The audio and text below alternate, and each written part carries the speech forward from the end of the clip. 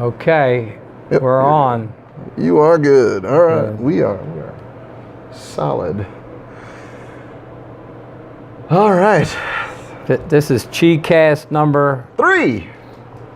4. 3. Is it 3? Is it 4? Maybe it is 3. I think it's 3.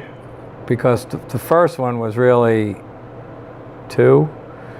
The first one was on the hill, Yep, on that was Goat Goat Hill. Hill. The second one was here. This is 3. I was like, yeah, we're must lie, third. must lie, third, yeah. I do like to chop them up into different Yeah. sound bites. Just I'm to- thinking that 2-hour one might have been a little lengthy for the room. I mean, Let's try and keep it to an hour. okay. All right, let's try and keep it to an hour. And I mean, but we had a keep good an eye. flow go. We had a good chief We flow. did. We couldn't stop. So I just let it go. You can't really stop when you have that flow going. Right, and I think for us, so normally a lot of podcasts go for 3 hours. Really? Yeah. I mean, you think about your basic or your normal talk radio show, and they're about 3 hours long, and I don't necessarily envision that being the way we go with it. Right, but right. when it's right, it's Right. right. It you know? let it happen. It happened. Last week we let it happen, and it went for Right. 2 hours, and it would have went longer. Oh, we could have. But I had a little obligation. None today though. Oh, I had to make class. Well, yeah. I mean, but once we got the chi flow going, let it flow, That's man. how it goes. So it doesn't. Yeah, I'm not going to restrict us on time. I don't want to restrict us Right, on no, time. there's 'cause the no flow need is the to. flow, Right, you know? right. I mean, I know, like when I'm doing Tai Chi, there are moments where you have that feeling that I've been doing this a while and maybe I need to check in, but you know there's still more gas in the tank, so you just keep going and you try out different things, and it's a lot of fun. And You kind of get lost in Yeah, it. you So get lost in the time, moment. you lose time. You lose the illusion of time. correct. Because time is an illusion. Because we made a clock. The way we measure time is an Right, the way we illusion. measure Yeah. it, right. Yeah, and it doesn't even work. Because people went to South America, and their time was, well, maybe we'll get to it tomorrow. Oh yeah. It wasn't like, you know, well, can we get this by maybe tomorrow? Maybe tomorrow. And I thought, boy, that's a really good way to live. You're not under the clock. I mean, you know what I mean? Like, I agree. got to do this by 4 o'clock, so I got to roll. Maybe we'll do it tomorrow or whatever. Well, isn't that always the big question? Do you work for your invention, or does your invention work for you? And if we're all like getting all over the place trying to find wherever, whenever, Well, I It's all really arbitrary. try to do without a watch or a time restraint. I do. But in the corporate world, you kind of had deadline. You had to be here and do that. But other than that, trying not to. And when do I know it's over? When it's dark and you can't see anymore. And when do I know to start? When it gets light and you can see. Yeah. So I'm trying to set to that kind of clock. that is the natural circadian Yeah, the rhythm. the natural clock. Yeah. I mean, it's interesting. I was reading. I don't know. I saw or read this a long time ago. It talked about. It was when I was doing research about like the future. You know, if civilization were to just sort of disappear, they don't give a reason. Just one day we wake up and all the humans are gone. What happens to our civilization afterwards? The buildings and nature will encroach upon. it'll take it all It'll back start eventually. coming, because I noticed they have to cut that back every so often. Oh, because absolutely. it keeps coming. Oh yeah, Yeah. Nature will not be tamed, Right. as it were. So in a despite matter us of efforts. time, Mother Nature will take over the cities. Oh, and absolutely. they will become back to the forest. But the funny thing about this what it was, the thing that stuck out to me and what was said was, I think it was maybe a weekend. I forget when Hoover Dam finally goes out, and so Las Vegas goes out, and that's that. It said something to the extent of the night sky hasn't been this dark since the first fires were lit by humanity, which was an astounding. Because of the light moment. we create, Yeah. it's not like it was. They say you should be able to see the Milky Way, and if you go far enough into the southern hemisphere, you will. Yeah. But not so much here because of The all light the pollution. light. Right. Yeah, the light pollution. If you go out in the middle of the desert, like Arizona, like desert California, Where there's hundreds of miles between. Yeah, Yeah. between you and the next guy, Yeah. then you can see it. That strangely enough was one of the nice discoveries when I was in Iraq. was we got there, we had blown the infrastructure out, so there was no light pollution whatsoever. You could see the Milky Way, right above us. And I'd never seen that before. I'm a city guy. I've never really spent a lot of time in the woods, and I wouldn't know to look up what I was looking up regardless. And that was something to behold.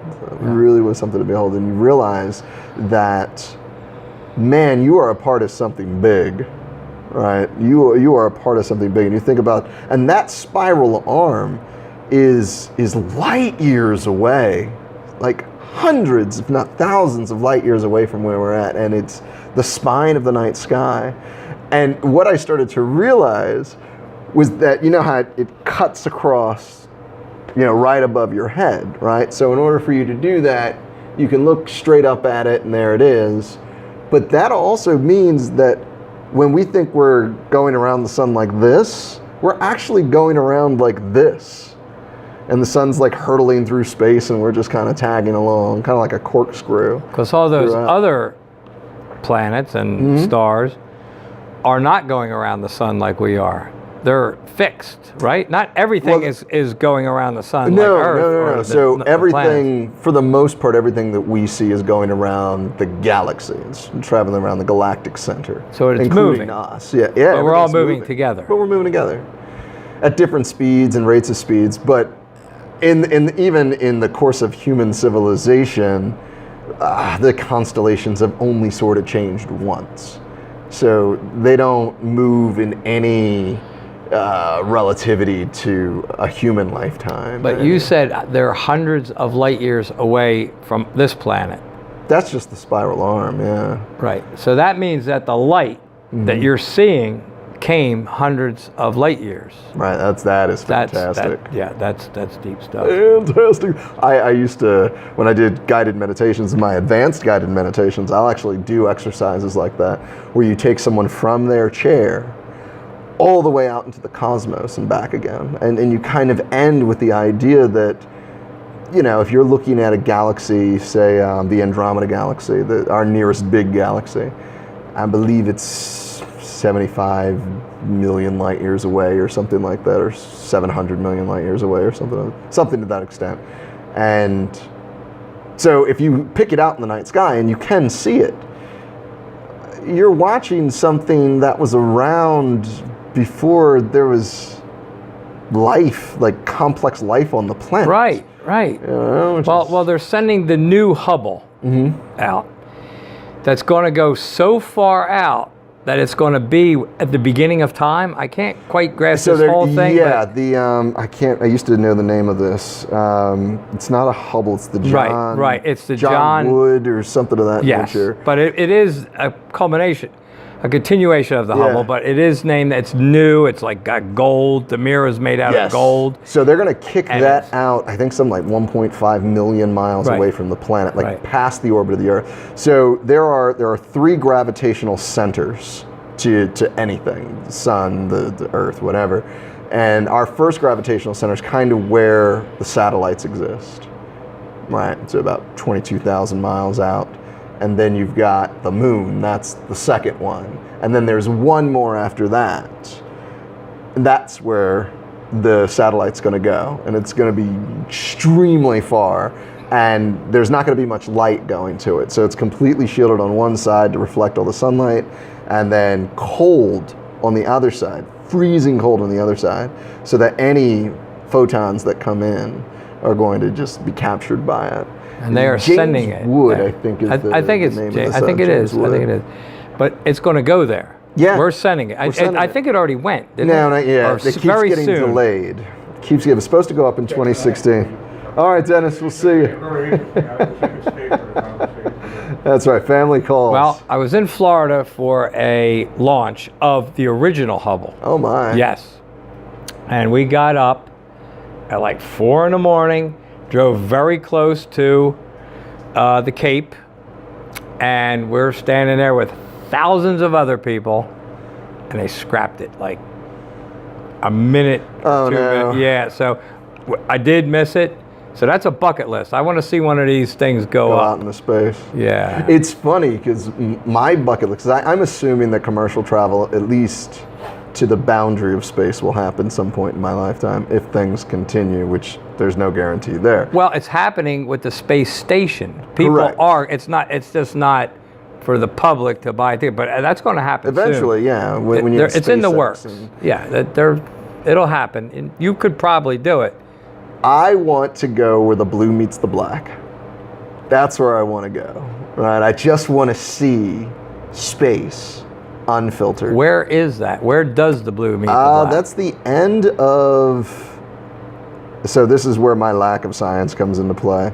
It's basically the lowest part of our atmosphere. So our atmosphere goes out for hundreds of thousands of miles, but the densest part of it is very close to the surface. We're talking Right. several thousands of feet, several hundreds of Right, thousands the of atmosphere feet of the Earth. of what we think of as the atmosphere of Right, Earth. The best example I've seen given about it is if you remember the globe that you had in school, how if that was the size of the Earth, where do you think the atmosphere would stop coming off of that That globe? If that globe was the size of the Earth, where would Probably about 3 feet, 3 feet, right? 3 feet. give or take. That's not a bad guess. Right, and it's something, Right. yeah. The atmosphere is the thickness of the paint on the globe. Really. Yeah, Compared to the real Earth. Earth. Right. Okay. The space station is 3/8 of an inch off that globe. Which is in actuality 250 miles. There's No, the space station actually isn't that far away. it's like, You can see it in the night sky. well, and, you can and it's not that big. I think it's like 90 miles off 90 the surface or something. 90 miles. Yeah. Something crazy, but it's still like they still experience something like 99% of Earth's gravity up there. They're not free and clear. It's just they're going so fast. They're constantly in free fall. So to us, it looks like a speck when Oh, it goes yeah. across of light.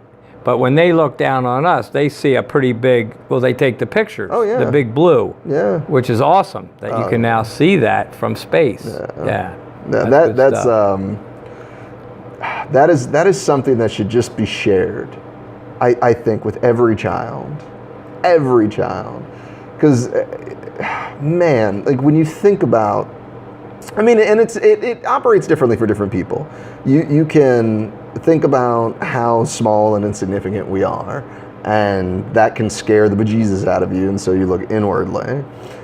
Or you can find the magnificence in our insignificance. If you go back to the ancients, they used the night sky to explain our life. Yeah. That was religion. It was the astronomical map, Yeah. and it kind of explained how we became Who we are. who we are.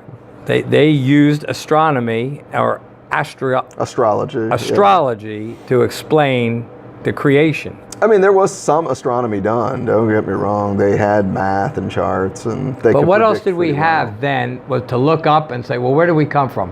What are we? But it was from the sky. And we're still looking up there. So it's funny you say that. In the Greek myth, the whole point of Prometheus creating us on 2 feet was so that we could look up. We could look to Olympus. Versus everything else, which is on all fours, is always looking at the ground. Right. Human beings could look up. That's where our connection is. There's a connection. That's why some people are so passionate about that, because we are connected somehow with that. Oh, absolutely. The heavens. We say the heavens are up. We're made to go up, to look up. We're always trying to climb mountains. Absolutely. There's a connection there. Sure there is. I mean, we talked a little bit about the atomic and chemical connections last time, but in ancient Chinese theorem, it was, so this is Tai Chi completely here. When we're doing the 8 pieces of the brocade, we are actually representing the connection between the earth and the sky. So it was believed that the human body was a special conduit of energy connecting the earth to the big expanse, to the sky beyond. And so when you're becoming the pillar between earth and sky, you're actually being that, or you're mimicking holding up the sky piercing earth and sky, the connection between the two. When we're floating up and down, we're bringing the earth up through the body, releasing it out in the sky, bringing the sky back down to the earth, releasing it back up. So it's all there. It's all there. Or the connection between the earth. We're standing on the earth, but we're looking at the sky. But we live in the sky. Yeah. We stand on the earth, but we live in the sky.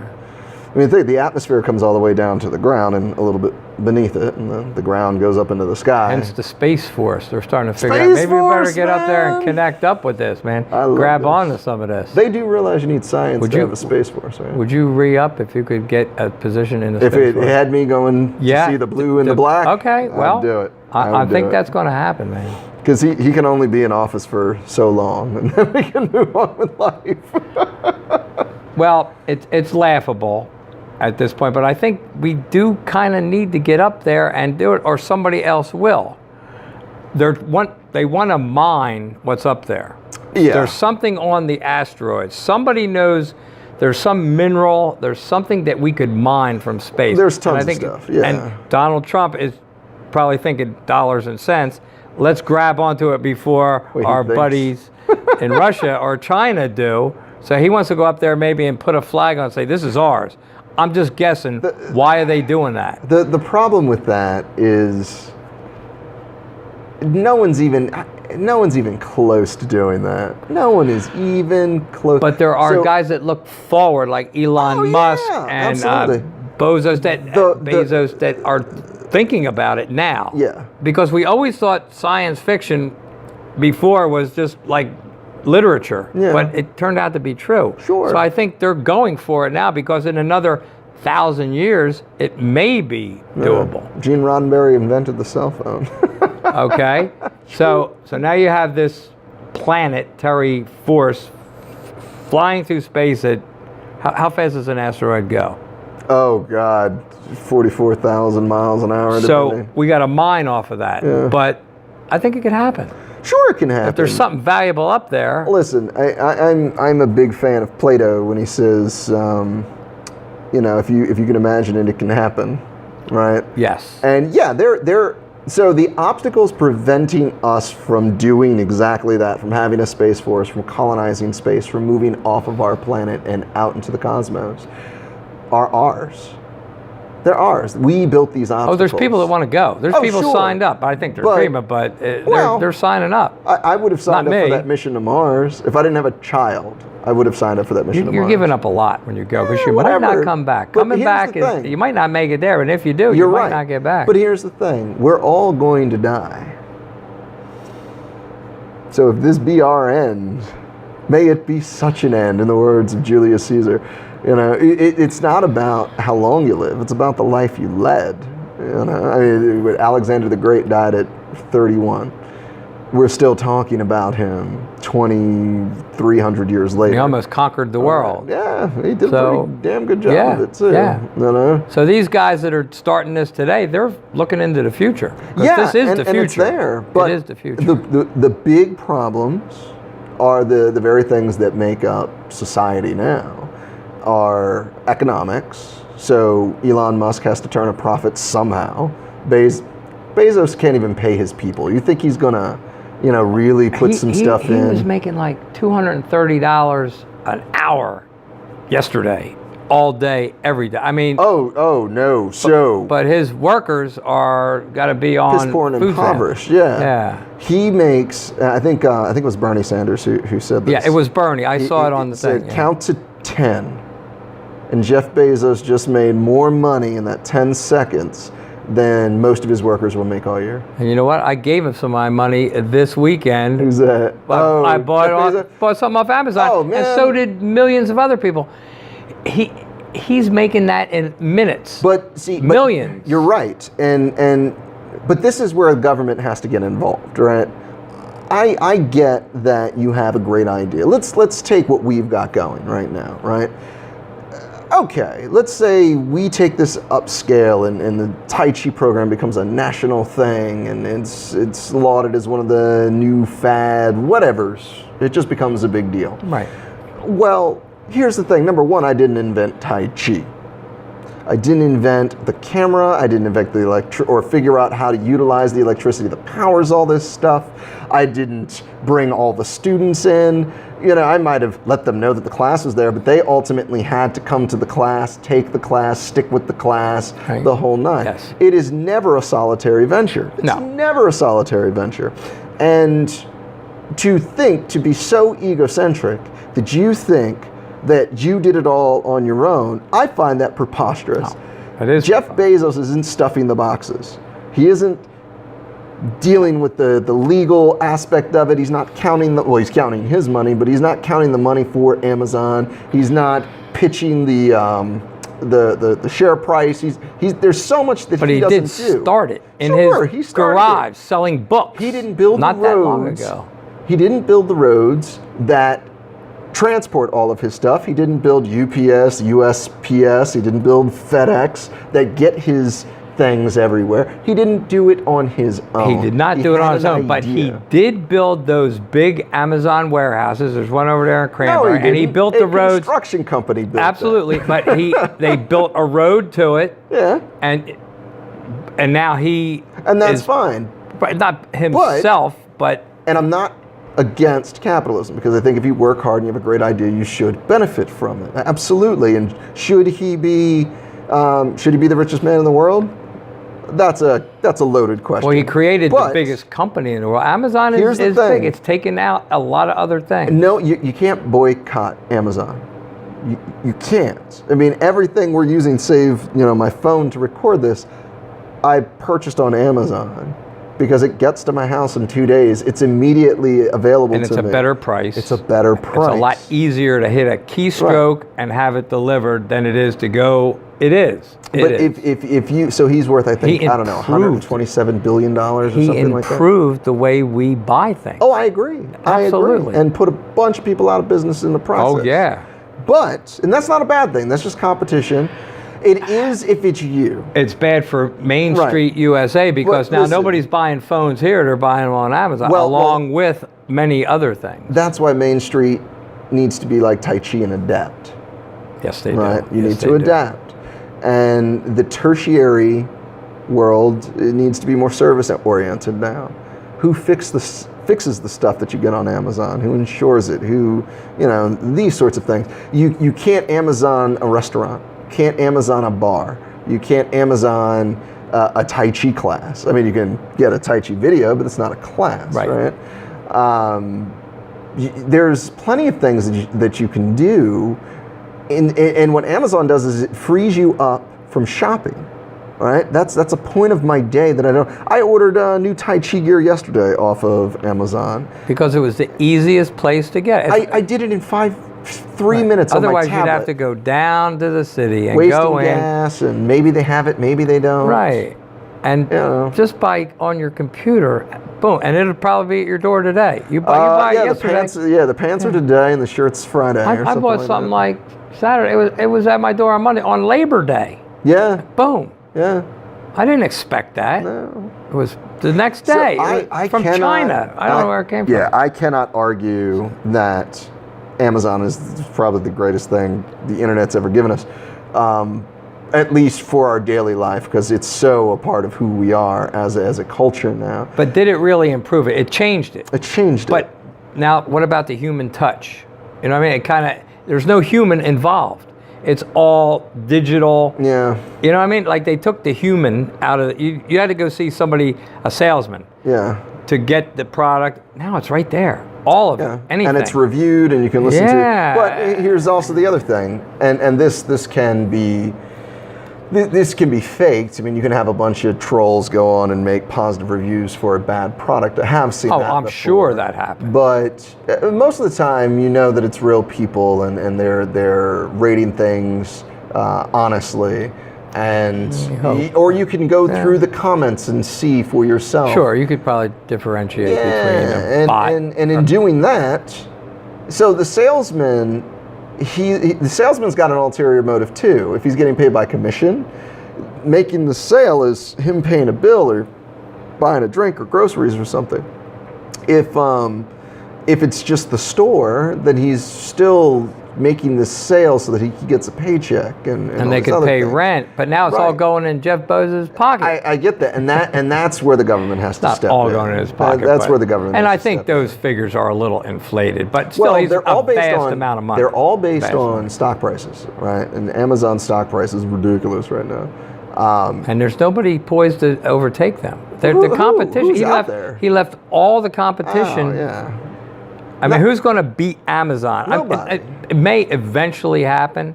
Nobody. No, he's pretty much Nobody. got it locked. He's already got it. He's yeah. got it. Yeah, he got You it. may have, but he gave rise to all the subscription services too that we have now. Whether it's Netflix or not Netflix was big before Amazon was big, but the idea that you can now go places and subscribe. Everybody's focus is now online because of Amazon. Yeah, right? online is big. And that is the future. Like, listen, and this is going to be unpopular, but I'm going to try and double this back real fast, is I say automate everything. Everything that can be automated, automate it. Because I would rather human beings be freed up to pursue their passions than to be working in a warehouse. If Jeff Bezos wants to make $127 billion, but he does it off the backs of robots, I don't really care, right?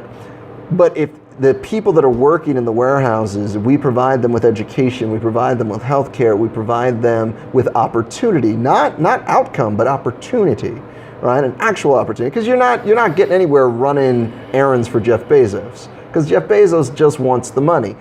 You're working your 8 hours, which is probably a 10-hour day, if not a 12-hour day, when you consider you've got to, get up, you've got to get dressed. Your whole first 2 hours in the morning are all going towards work, and then when you get home, you've got to take the day off. You've got to, sort of decompress and all that kind of. So most of your day is devoted to work. So you're spending all your day at work, right? Yeah. Spending all your day at work. Yeah. And in doing so, you're not pursuing your goals. You're not writing that memoir. You're not taking a Tai Chi class. You're not reading that book that could be the thing that sparks a great idea in you. You're not taking college courses to try and improve your life, or learning a trade, or whatever. You're not investing in yourself. You're giving all your time away to some clown who had an idea. But to make a living, you want to live well. You want a nice car. You want a nice home. You want to eat well. You want to have good recreation. Right. You got to kind of have a paycheck. I mean, unless somebody gave you. No, I agree. I always figured I had to work, always, until Sure. I didn't have Still, to. the paycheck came without you having to do the work. Well, but you earned that. I You think earned so. that through Yeah, the sure, petition. sure. Through your. Oh, my dad did the same 50 thing. years on Yeah. hard labor. My dad did the same thing. Swinging You're a breaking sledgehammer rocks all day. Breaking rocks in the gulag. In the hot sun, all day. On the chain gang. But you finally get to the point where you can put down the hammer for a minute and learn Tai Chi. There it is. But you had to put that 50 years in. I couldn't have done this if I didn't put that 50 years in. But here's the funny thing. I mean, there was a time where people didn't even live that long. They just worked their whole life. That's true. That's true. So you had to, and I get that. And I will hopefully work a lot harder than my daughter has to. And she will work harder than my grandchildren have to, and so on and so forth. There's two different ways of looking at it, right? You can look at it as, well, I suffered, so you should suffer. Or I suffered, and I never want anyone else to suffer. You want to they'll have a better life. Correct. Because you raised them and then sent them to college, and now they have an easier time, but they Correct. still have to work. Sure. They don't have to put in Sure. 12 hours a day with a hammer, but they still have to But work. imagine if your work.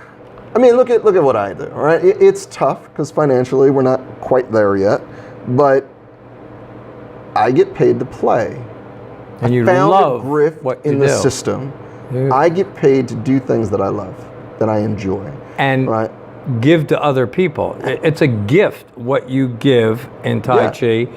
They have to work for it. Sure. You have to be here and you have to learn it, but you're giving, and the thing you're doing with the veterans, you're giving something great to people. I think you got a great thing going here. Man. Yeah, I know. I love Tai Chi. I think it's phenomenal. I think especially for veterans, it hits a certain spot for us. It does. And I'm all there. That's great work. But that's a part of the great work. fulfillment. That's a part of the fulfillment. You know, when I first got back, I worked security while I was in school, and then I started working for the Children's Hospital, so a nonprofit.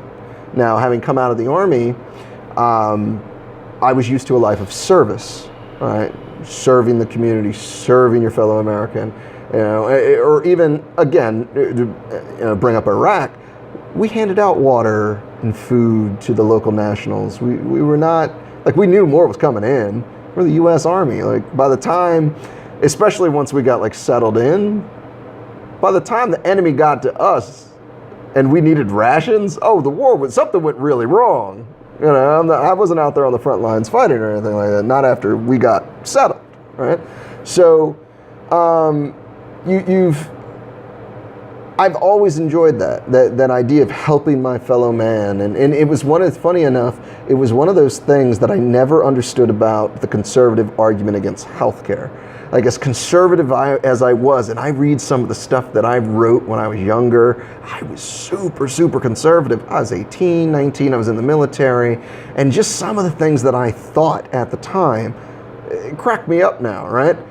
But with the healthcare thing, it never made any, like, we can't give everybody healthcare. Why not? Right, we're the richest company on earth. Help your brother up. Reach a hand to help. That seems silly. The poor and the elderly and the destitute, help them up. Why not? We can. Right. We have these billions of dollars that we're wasting on bombs. Help somebody up, man. Right. But we don't want to do that. Right. They'd rather enrich themselves. That's what the government's the problem. And that's where the government, well, the problem is the foxes are in the hen house now. Yes. And the government is just as corrupt as the corporations that they're supposed to police. That's what happened to the unions. The unions lost their power when they became as corrupt as the people they were fighting, if not more so. When the crime family started to get involved and all that stuff. It started out to help humanity. It was just me and you pissed off that we couldn't celebrate our religious holiday, or that our kids were dying of black lung, or we didn't have any time off, or we were losing limbs. And we're like, no, you don't get to get rich off of us and just abuse us like this. Right, with these conditions. At least we got the conditions better to where it was good. I'm a strong believer in that. It's not, like right now, the 5-day work week, I find asinine. I do. You don't need to be at work 5 days. You're not even working that full 40 hours. Better than 7, though. But no, I hear you. I hear you. Yeah.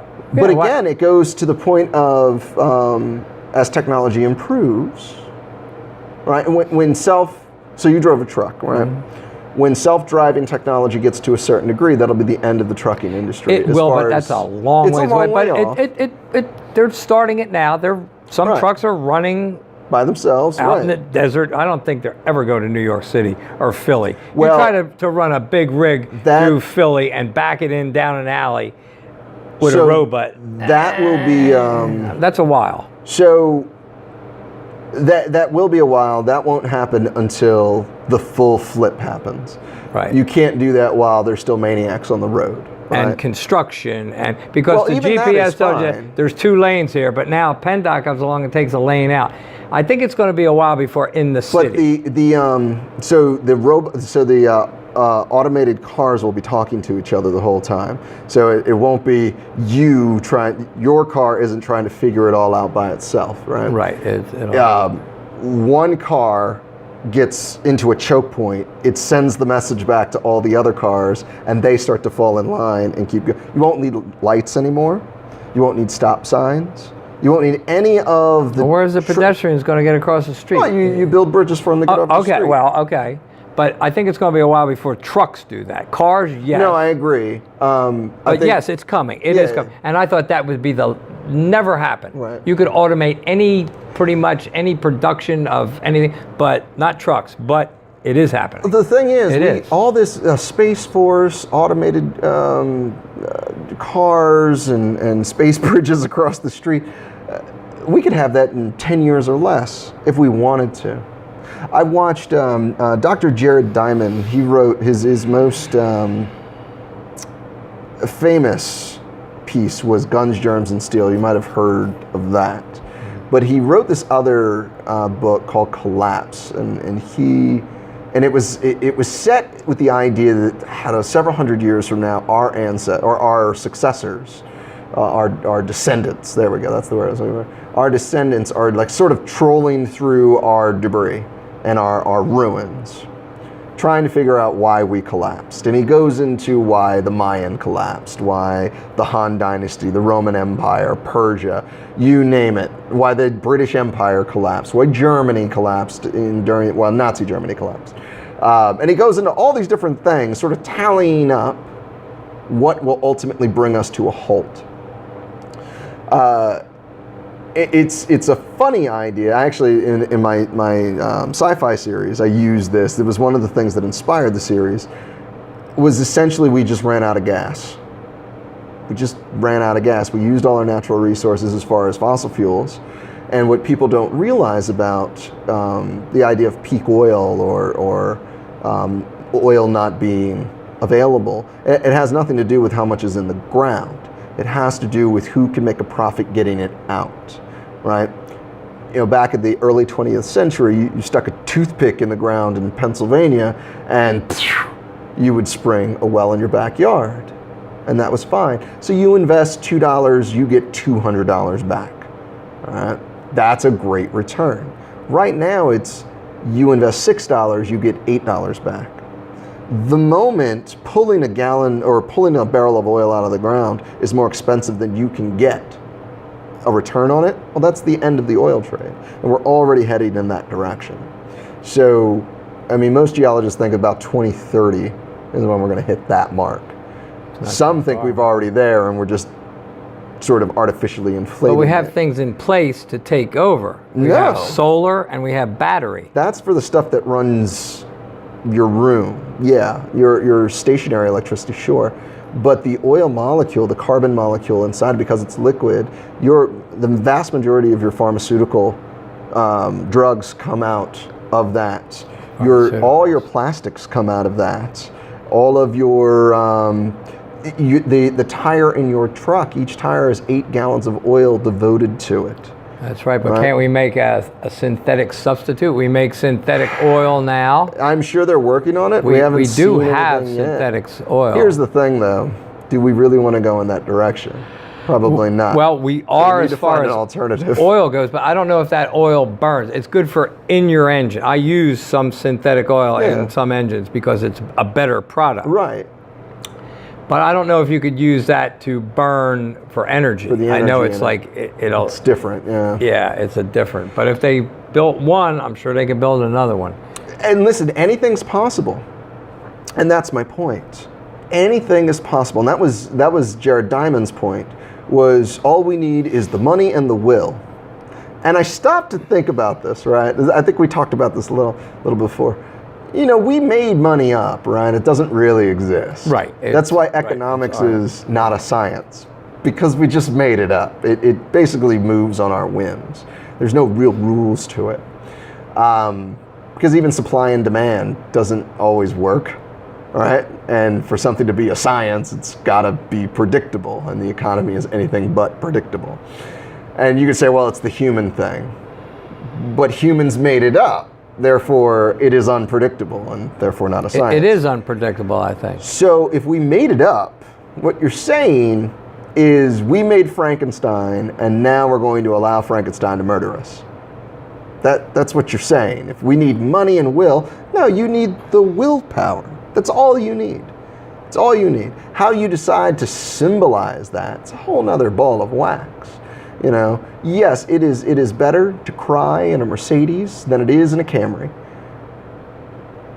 But that does not, you know, your financial security, while it does make things easier, and it does, make no bones about that, you don't have to be Jeff Bezos to be happy. You do not. You just need what you need taken care of. Your basic needs are taken care of. Happiness comes from within, It not does. without. It does. absolutely it does. You does. can have all the money in the world and be a miserable person. Absolutely. And The most happiness, of the time it is. it comes from in, and you have to find it.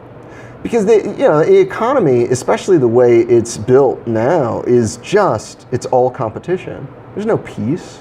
It's all competition. It's one of the things have a hard time balancing when it comes to Tai Chi. It's like I've got to put food on the table, but I want to share this with people. And I know Tai Chi masters that charge $200-300 an hour to get stuff done. And while I just don't do that for my normal classes, I just don't. You know, I'm getting paid pennies. Well, talk about the healthcare. Yeah. This is a good form of healthcare for veterans that need it, and anybody that needs it. Instead of going and getting pills from a doctor and enriching the medical and the insurance, come to Tai Chi, to Tai Chi, like they did in ancient China, and let's use this. It works.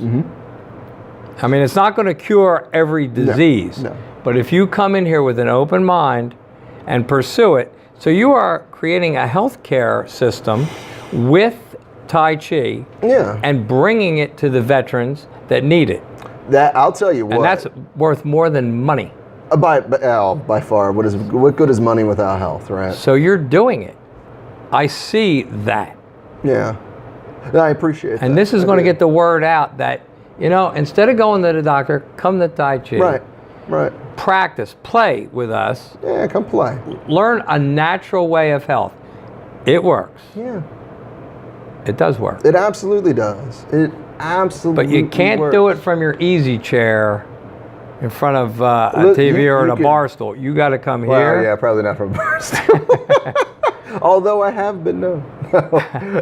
Okay, but you do have to come and you have to pursue this as a way to be fit and be moving. Once you're fit and moving, you can keep these diseases at bay. You have to put the work in. Yeah. But I think it truly does that.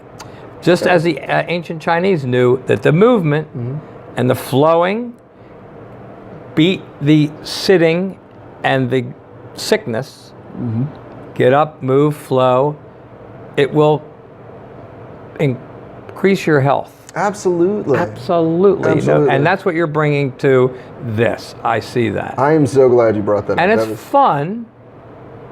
Yeah, it is. It's fun. That's why we're sitting here. And it's a good use of your time. Absolutely. I mean, other than maybe spending time with family. Well, you have a balance. Right. You know, you can't be the Tai Chi all day, every day, well, but you have balance with other people in your life that you love, and No, I think people underestimate the benefits, the fitness benefits of Tai Chi just by sticking with it.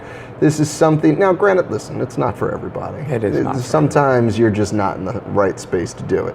And I get that. But at the end of the day, the health benefits are insane. They are insane. And don't take my word for it. The Mayo Clinic, Johns Hopkins, Harvard Medical. Harvard Medical, I believe, opened a Tai Chi research facility. Really? Just to figure out like what makes this work.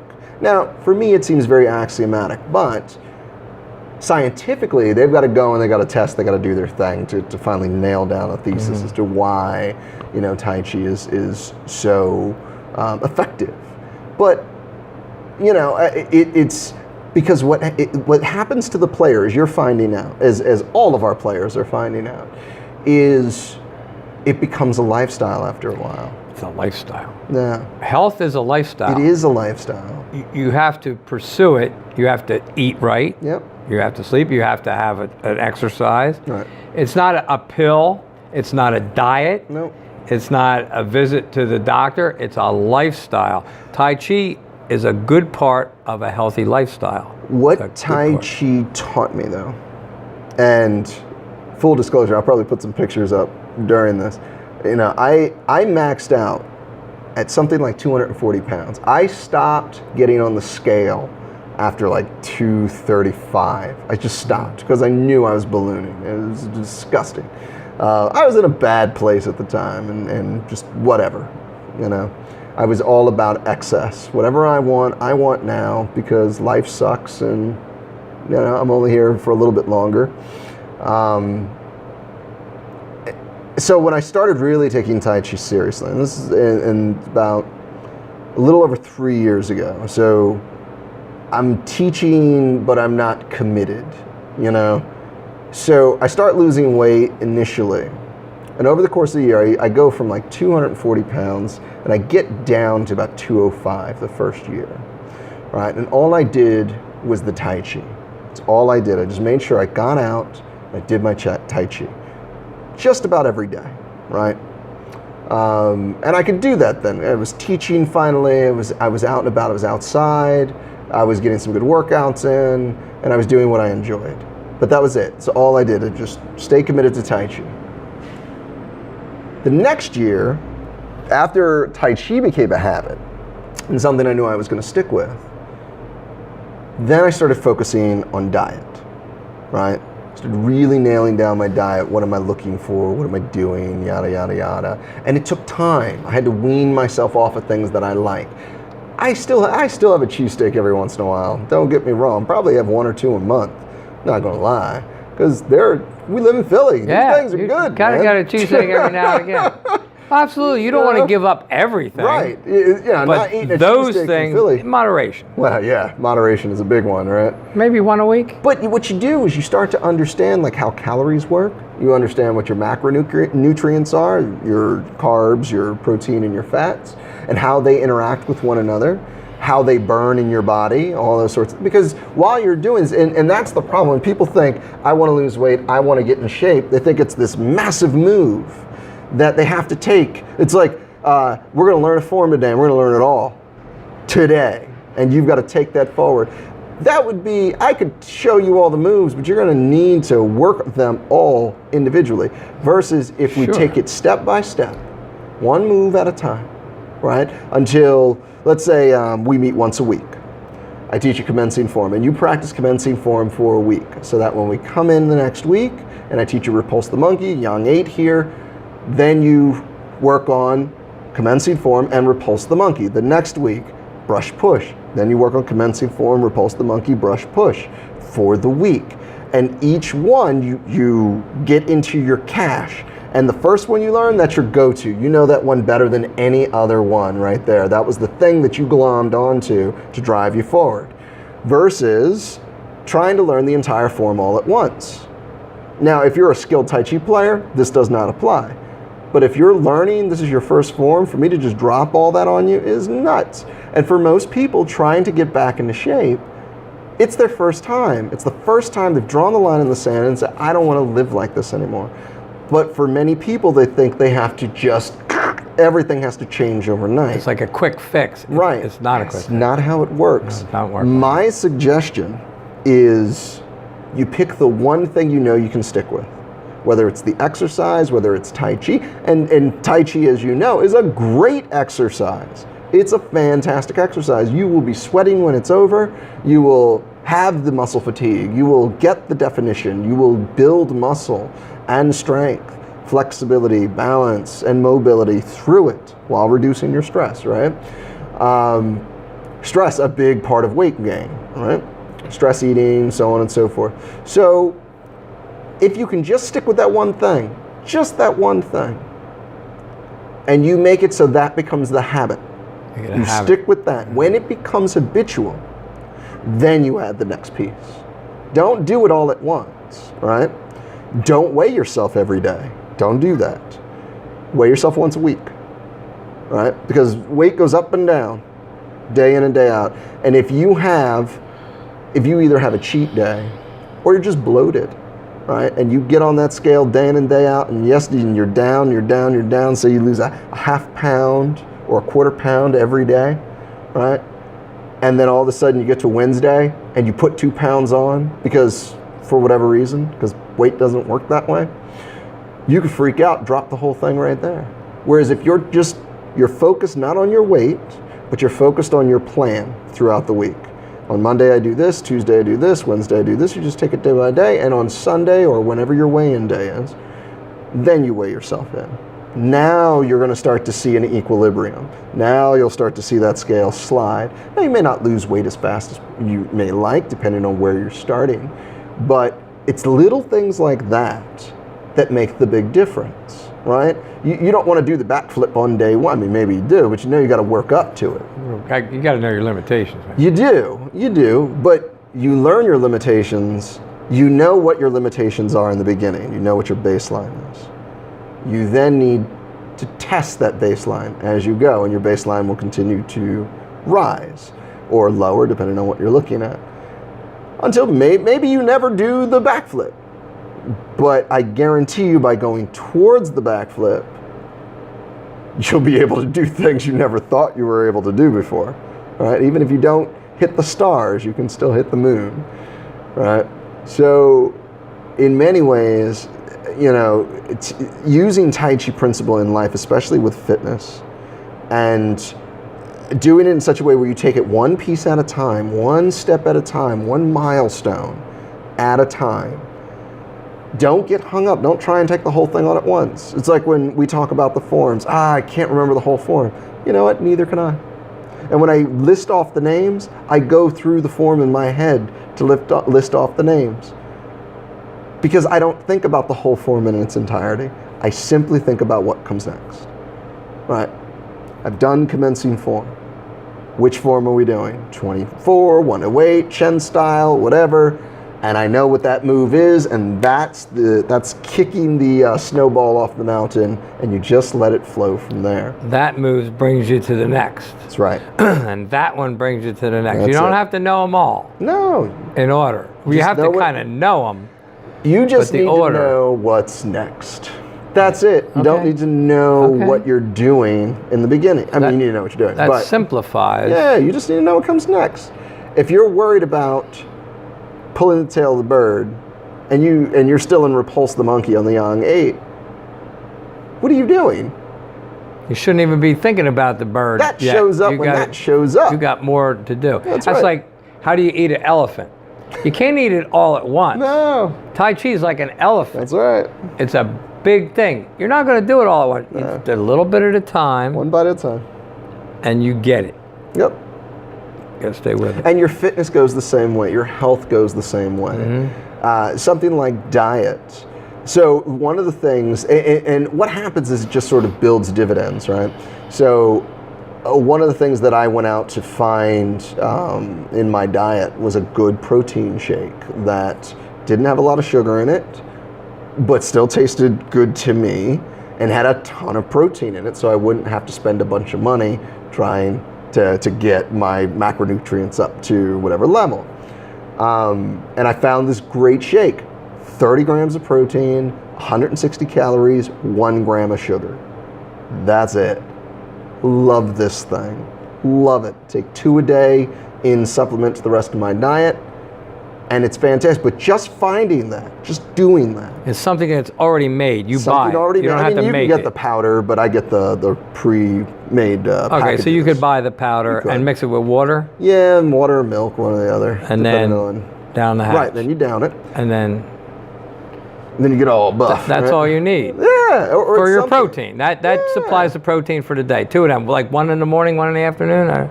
Yeah, I usually have 1 in the morning. Well, it depends on what kind of diet I'm doing at the time, but yeah, I'll have one after a workout. We know diets don't work. Well, because by they only work with diet, I just mean how am I eating at that moment. I don't mean the NutriSlim or the Slim Fast. Just you have a diet, whether it's good, bad, or ugly. Right. You try to eat You've well. got a diet. I try to eat well. No. Eat good things. So think of, when I'm using diet, I'm using it more in the generic sense of the word, just what we eat, right, and how we're eating. Right. Okay. Not limiting yourself to where you're starving No. for 3 days and then you No, go, you don't I wanna do that. gotta go get me a cheeseburger. Cheesesteak, I'm done here, man. Cheesesteak and a beer. We're done here till. So you wolf down the cheesesteak and then you go, well, I got to start again, but you put on a pound. So, okay, so it's a lifestyle. So it's a lifestyle It is, thing. it is. So by picking up that, so every time I have that shake, I'm reminded of my goals and my fitness. And I continued to have that shake until that became habitual. Now I've got a subscription with the company and they just send it You to need me it now. You- yeah, it's you're- a part of what I do. If It's you part don't of my have it, fitness thing. something important is missing in your day. Absolutely. I noticed today when I walked out of the house and I forgot my second shake of the day. I forgot it. And I was like, what do I do? I'm like, I'll just get it when I get home and I'll have it for lunch instead of, after one of my classes. Right. And that's fine, but it's a part of the habit. The other parts of the habit is measuring out my food, but that came later. right? Or having an Portion apple. control? Yeah, portion control. That's where And I have my learning- problem. I like to eat. Well, yeah. Especially if it's good. I eat too We much. eat beyond We do. We eat what beyond fills we do. us. Right. You'll love this. Just to show me cheating, right? I am no saint. I was at Bob Evans over the weekend, and I had their farmer's choice meal. So 2 slabs of French toast, scrambled eggs, 3 slices of bacon, hash browns. I think that was everything. And then I had, because it's fall now, their pumpkin spiced cheesecake. Oh! And it was tripled layered too. So there's like pumpkin pie on one layer, and then cheesecake on another, and there's something else. So you're done on for top. the week, man. Oh, You can't eat nothing man, else. did I. Oh, I But that's felt okay to do that so fat on back. occasion. On occasion, yeah. And I told my daughter that. Don't do it every day, though. Her, she was with me, the family, we were all out, doing our thing. And I said, listen, yeah, I'm scarfing all this down, and technically I'm having dessert And that's for like breakfast. enough for 3 people. Oh, certainly is. So you. But what I also said was, listen, I only do this when you're around on the weekends, right? We don't eat like this during the week. This is something special. That's why America got fat. Yeah. Because now that's an everyday thing for some people. Oh, absolutely. They eat like that for breakfast and probably for dinner. Oh, I used to eat those And that's meals, why yeah. America is like it is. It doesn't There's no portion consciously control. think about No. it. Like you And it is thinking about it. something- That's right. It is. It's conscious. It's the idea that you put what you want out into the universe, right? And that seems a little ethereal to me, but what I think of it is, you have an idea, and it mulls around in your head, and it builds, and it starts renting space, and then you start research. It builds up enough space that you can start researching it, and you start researching it, and then you start debating. Do you want to do this? And then you start negotiating parts of your lifestyle that would have to change, and are you willing to accept that? And then you may try it. And it might scare you, and so you back off, and then you may try it again a different way or whatever. When you're trying to quit smoking, it's a very similar sort of digression as you start thinking about it first. And that's the key, being conscious, being present. It's just like your Tai Chi. When you eat, you've got to be present. You've got to know what you're eating. But what happens is, while you're doing that, you start to get used to food, and you start to understand what kind of portions you need to be full, how many calories are in various dishes, how long you can run on what it is that you're eating. So I had that huge breakfast, but I believe that was probably the only thing I ate the rest of the day, save I had a little sandwich for dinner, and then we watched The Dark Knight on Blu-ray, and I made 2 big things of popcorn, right? But it was a holiday, It's a and you're with the holiday, family, you're with the and you gotta family. live, man. But society has kind of created a monster, because anything seems socially to revolve around eating or drinking. So- like, I'm going to meet you. Yeah. Well, how about at the Taco Bell? Right. Or Or at the bar. or at the pub. bar. All right, so we're going to have a celebration of Labor Day. Well, come on over. We'll have some burgers and some chicken. It seems like everything revolves around food. And of course, when you have that and it's a holiday, now there's beer. And then, it just seems like we gluttonize on holidays. Well, we I do. mean, and I did, and I'm guilty, and I'm never going to do it We again. do. But Yeah, okay. it just, it's society. Well, if you're but going to that associate is- with people, this comes along with it. But that's a part of our inheritance. That's a part of our cultural inheritance. When we talk about, the first fires that we lit as, Cro-Magnon man or whoever we were at the time, that was to eat. It was It to is cook our to eat. food. It is to and eat. we exchanged our stories by fireside. The difference now is we have a food surplus. We have more food than we can eat. We sure do. Back Right. then, you We were did lucky to not. get some Right. thin cabbage gruel Oh, absolutely. on a or good day. worse, Right. It was but whatever today, you gathered. Today, it's like, And you might have some protein that's every what third day or something. of If that you were nature. lucky. If you were lucky. If you had a good tribe. but the and you were on landowner farming land. was eating good, but Oh everybody no, else. we're talking long before that. We're Right. talking when we're still trying to figure fire out. But even up until that point, the Yeah. worker didn't get anything. Oh, no, look at, you got look at the crumbs. people that are Jeff Bezos working for Amazon. crumbs. They For may pennies. not be able to go eat like they would like to, Yeah. but Jeff Bezos certainly Absolutely. may. So But there's he- an offset so here. just to go back to the idea of taking things in step, So, and I think we talked about this last year, or last year. We've been doing this forever. Last time. I, at the start of this year, decided I was going to get like super back in shape, right? I was gonna be able to do, maybe not everything I did in the Army. I have limitations now. But I was gonna try. I was gonna lean down, I was gonna lose that last little bit of flab. I wanted to see my six-pack one more time before I die. It's still in there? Right? Is it in there? It's somewhere It's in there. still there. I haven't carved it out It's just there. yet. But this is what I'll tell you. I went through the year. I tried intermittent fasting, which had its ups and downs. I tried, high protein diet. I tried a whole bunch of different stuff. Diets. I took what I liked from each, right? But here was the one constant throughout the entire year: alcohol. And when I was intermittent fasting, I could do it when I didn't drink, right? I would start at 2, end at 10. And if there was no alcohol involved, that would be it. Gate would close at 10, and that would be that. But if I was drinking, let me finish this drink, and suddenly it's 10:30. Whatever, right? And that just started getting lax. That throws you right off track. Alcohol will. When I was calorie counting, I found my day planning around the drink at the end of the night. Wow. And so it was only recently, within the last month, starting in August, that I realized if I'm going to hit my goal, I've got to drop the booze. Got to. Which for me, it was not easy to do, right? But I had to go through all of that to get to that point. That's not to say I don't go out and have a beer, because I do. But there's no booze in my house now, so I'm not drinking at home. I don't go out all that much, because I've got certain people, people in the house, or we're finding ways to entertain ourselves without having to go to the bar. You're making better choices. Right, I'm focusing economically. I had a big blow up in the stock market recently. We were talking about it last week. I'm focusing economically, so the money that I would be spending on booze, I'm investing in instead of spending it. So it became this thing. It was this last, maybe final obstacle. I don't know, maybe something else will creep up. But since I've done that, I've done nothing but slim down. Nothing but slim down. Now I'm doing this other exercise program with my we were talking about it, that is very much cardio centric, and there's a lot going on with it. I'm ecstatic because I can actually do it. Till this week, they broke me this week. But a holiday.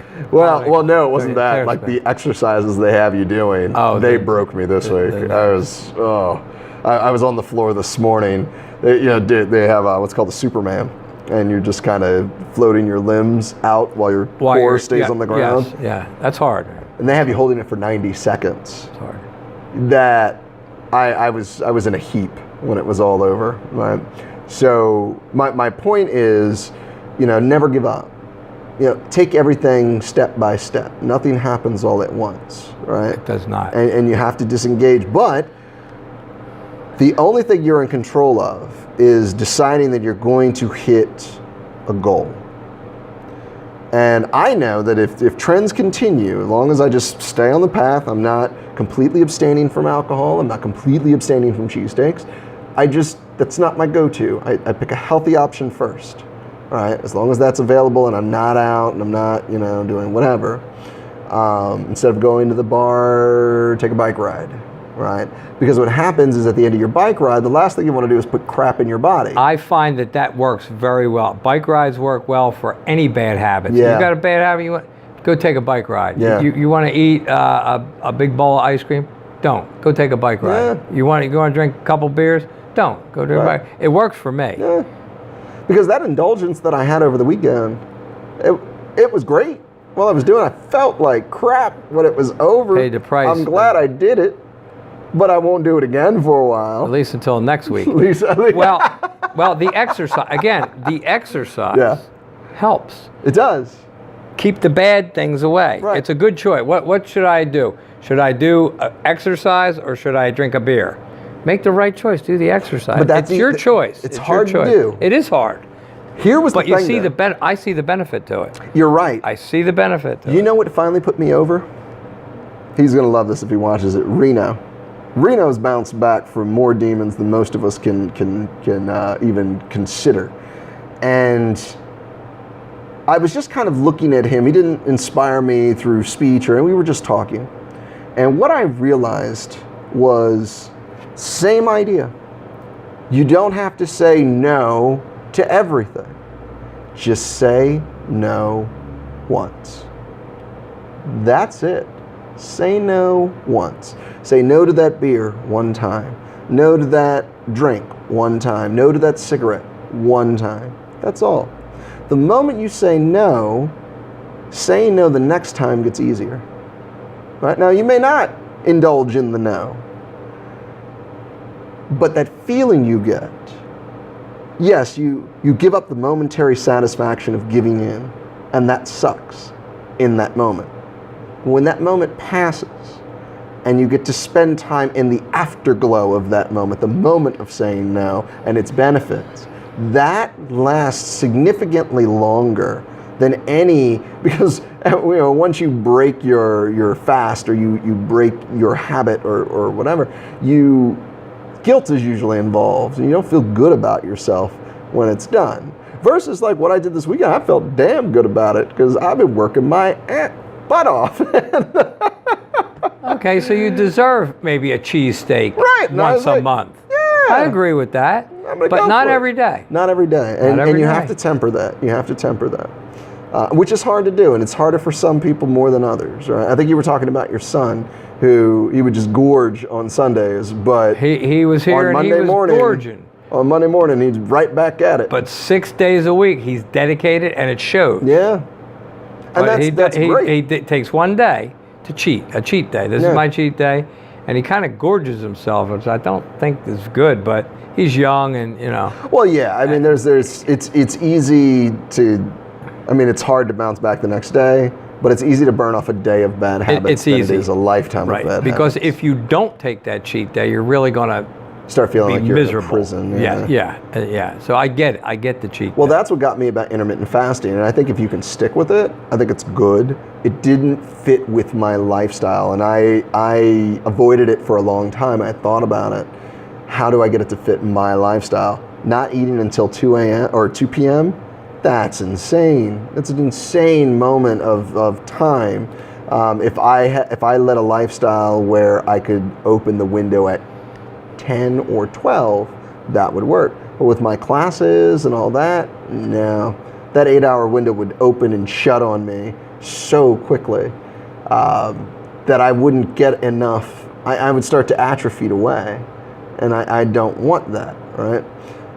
Whereas the 2 to 10 thing, sure, that allow, boy, that 2 in the afternoon and 10 at night. 10 at night. Nothing. Yeah. No, that's when I would eat. That would you eat, but you outside of that window, I wouldn't eat. So I would go 10 at night until 2 the next day with no food. Okay, that's intermittent fasting. Yeah. So that's the 8 and 16 approach. So that's working. So I got off of it. I stopped. It didn't work. Because it was impossible for me to keep going, because when the family's at work or at school, it's fine. But during the summer, during the weekends, no, everybody's around. When they have breakfast, I want to have breakfast with them. Again, society, the social. Right. You want to eat with your peeps. I get it. Absolutely. So it just came down to portion control. Portion control. It's sensible. Let's be sensible. And the only time the intermittent fasting didn't work was when I was drinking. So if you want this, meaning me, you're going to have to give up the final obstacle, or at least cut down on it a whole lot. And in doing that, I am shocked at the results. I really am. After just a few weeks, my waist has not been this small. I can't tell you how long. I don't even know. Probably almost a decade would be my guess. Yeah, I was still in pretty good shape when I turned 30, I want to say, but not like I was definitely a downward trend by 2010, 2011. So yeah, around the time I turned 30. Whereas, up until then, either my jobs kept me in shape or my poverty kept me in shape. Or kept me lean, Right. Like we've talked, in the military, it's your job to stay in shape. I worked in security, so I was walking around all the time. So I had jobs that kept me in shape.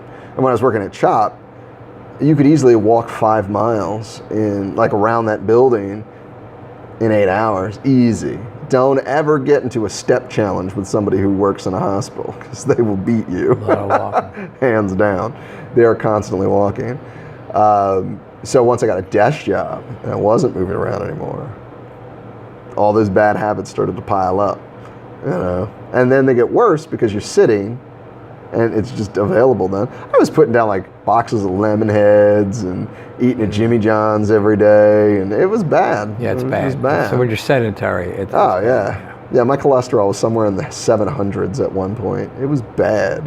Where, my doctor was like, "You're in your 30s. What the hell are you doing?" Like, well, I'm depressed. I'm drinking all the time. I'm eating everything. I had a bacon, egg, and cheese sandwich just before I came up here, and a cheese stick as an appetizer. So yeah, I'm not doing the greatest in the world. Well, you're overcoming your demons. Yeah. You're doing it. Yeah, you got to at some point. You do. And overeating is kind of like a demon. As you age, that doesn't go away. No. When you're in your 30s, you could probably jog it off and work it off in a week. But it's funny. In your 60s, and it doesn't come off. So in my 20s, I could eat half a pizza and a cheesesteak with fries and cheese sauce and be perfectly fine. All day, every day. All day, you every day. day. Yeah, I get that. And then but then you're not in your 20s now, anymore. Not so much. Right, because you don't run like you used to. I had a lot of bread last night for dinner, and I felt it.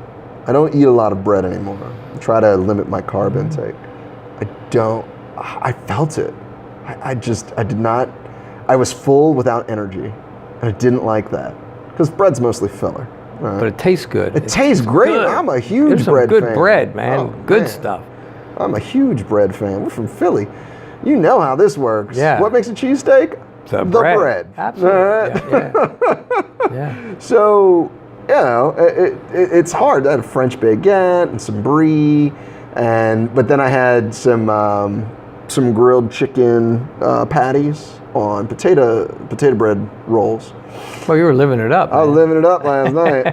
And But that's what you're supposed to do. on a holiday, yeah. Absolutely. But the rest of the week, you're going to lean down, eat right. Oh, absolutely. Exercise, do that program. You're going to be doing a 90-second Superman. Yeah, we'll see about that. You're going to do it. I'm about halfway through. Well, but you're not going to let that best you. I don't. You're going to Yeah, do it. you can't quit. Right. You're going to do it. You can't quit, and that's one thing to That's learn. And I think something that Tai Chi teaches you is that when you can't perform something the way, say, your teacher or the person you admire in class performs something, you do what you can. You modify. Give yourself permission to look ridiculous and figure it out on your own. Because trying to be everyone else, that's not internal. You're externalizing everything. Versus, you know what? I understand that this is how this works, but I have to get my body to move in a certain way in order to get this out. And I'm not figuring this out just yet. So let me look at what I'm doing. What am I doing until this feels right? And when it feels right, then you've got it. And then you look just like everybody else, your teacher included most of the time. Because when it's right, it's right. Well, I see a little bit of a disconnect or a gap between how you do Tai Chi and how I do Tai Chi, and most of the other students. But it's an improvement. It is, and but we're going to get better. I was in your position, though. That's the thing. Like, when I started doing Tai Chi, I was just as stiff and just as ambulatory as, a lot of people are we walking started in. somewhere. And I was in a chair when I started. I was just there. Right. And, looks like our battery's dying. That did it. Yeah, so we should probably wrap it up here. Okay, well, I think we covered good ground. The fitness aspect, it's a lifestyle. It's not just doing Tai Chi, it's eating, it's exercising, it's a whole lifestyle. You want to get fit, but Tai Chi is an important part of it. Learn this principle, it'll make you better. You'll work towards health. Absolutely. It works. Yep. The Tai Chi principles, if you apply them to your life, will make your life easier and better. But you got to use the whole lifestyle. I couldn't say it better. Couldn't say it better. We got to get some books for you. I need books. Get Well, some books from you. I'm reading books. Yeah, good, Yeah. good. But I'm I talking need about a the lot- good ones. The I know. Tai Chi classics. I know. That's on the list. Good. Let me know when you're ready. Okay. That'll be my gift to you. Well, I'm reading the Tao I Ching. Oh, are you? I got it. Good. From Amazon. Great. Yeah, me Did it too. a keystroke. Boom. I was going to go to Barnes and Noble. I got it delivered. I got it. I'm reading 2 it. days or less. Real. I was amazed. On a holiday. Yep. Amazon doesn't sleep. Who am I communicating with when I go on there and I say, okay, I want this book, and I put in my stuff? They got my number. They know me. Oh, yeah. All I got to do is boom, submit or whatever, and boom, it comes. Who am I dealing with? A computer? Just a computer. There's not a human involved, is there? There is once they start grabbing the stuff off. Well, the somebody shelves, has to physically pick it up Yeah. and put it on the conveyor line, and then Put it it in the goes, box, yeah. and then UPS or whoever delivers. But all the digital correspondence, there's no humans involved, right? I didn't talk to a human. Somehow it's all digitally done. They got me. They know where I live. There it is. Boom. That's amazing. Yeah. It's the world we live in. It's fantastic. Digital, man. All right. We're digital. I can't end this better than that. so. Okay. No, I think we did. All right. Good stuff. I think we covered it. Let's call this the end of Chi Cast number 3. Okay.